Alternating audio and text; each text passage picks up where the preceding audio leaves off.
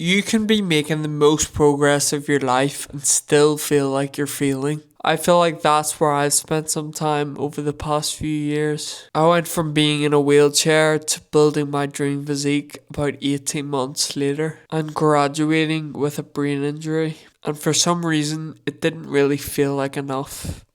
And I just read a book that explained why. What's up YouTube, it's Ben, and in this video I want to share how you can apply the gap and the gain mindset to your life or recovery. So this book is called The Gap and the Gain by Dan Sullivan and Dr. Benjamin Hardy. And it's changed how I see progress, success, and my own life. Because it's made me realize that most people are living in the gap and they don't realize it. And the gap is so detrimental to your mental health. It will destroy your confidence, motivation, and happiness. So if you're feeling stuck or behind, this could help you, and it's quite easy to fix. So to put it simply, to start with, the gap is when you measure yourself against where you want to be, and the gain is when you measure yourself against where you started. So you're living the same life, but you have two different lenses. So for me, after my car accident, everything changed. A brain injury, wheelchair, my left side was impaired. So if I measured myself against who I used to be or wanted to be, I was in the gap. But by adapting to that situation and starting fresh and measuring all progress from that point onward as a gain,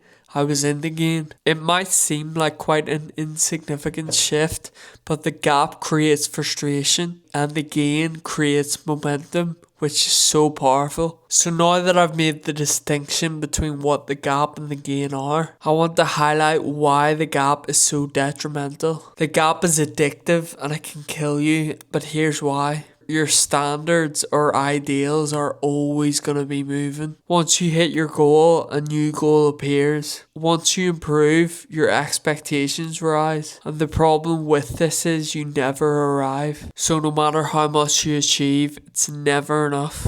So I went from wheelchair, learning to walk, rebuilding my body, graduating university with a brain injury, coming back from something that could have ended everything, and still I was thinking I should be further ahead. But this isn't just me, you're probably doing this as well. You're comparing yourself to an ideal version that doesn't exist. I think it's good to be ambitious, but it's not really ambition, it's self-sabotage. But being in the gain is different. It builds confidence. Because being in the gain is when you measure yourself backwards. And by doing that, you see growth, resilience, and proof that you can do this. There was a time where I didn't know whether I'd even be able to walk or train properly again. At that time, I didn't know what my future looked like. But now I'm in a position where I think that version of me would be very proud. And if I can come through a situation like that when I felt like it was all over, that is proof that I can do the same in the future. That's the gain. Confidence isn't a feeling about where you're going. Confidence comes from recognizing how far you've come. I truly think consistency and belief make anything possible. So one of the most important messages of the book which I resonate with is that in the gain you're taking control of your situation. You are in control of how you measure your life. Don't let social media try and tell you how to measure your life. Your situation is your situation, but your perspective,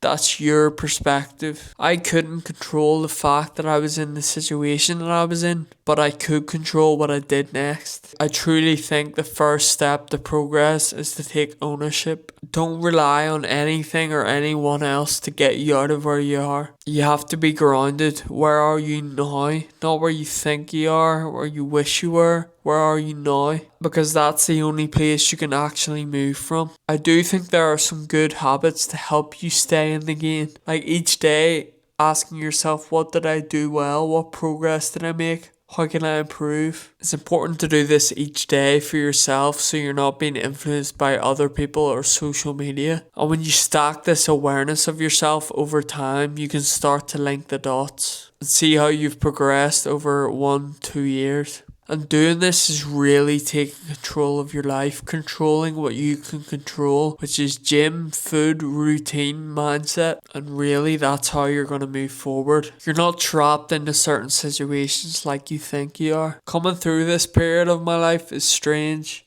I've made some progress, but I always want more. And it used to frustrate me that it wasn't happening quick enough. But now I understand that you can want more, but appreciate where you are now and how far you have come. I'm realizing that ambition and gratitude can exist at the same time. So that's helped me in thinking that I'm not behind, I'm just rebuilding positively. Life is fragile and you don't get unlimited time to figure it out. So you need to stop living in the gap and try and get into the gain. Thank you so much for watching. Please like and subscribe if you liked the video. Look at your life properly and look at how far you've come, and then keep going. Peace. Oh no, I'm at a hustle, sweat up, in the game and that wasn't your thing.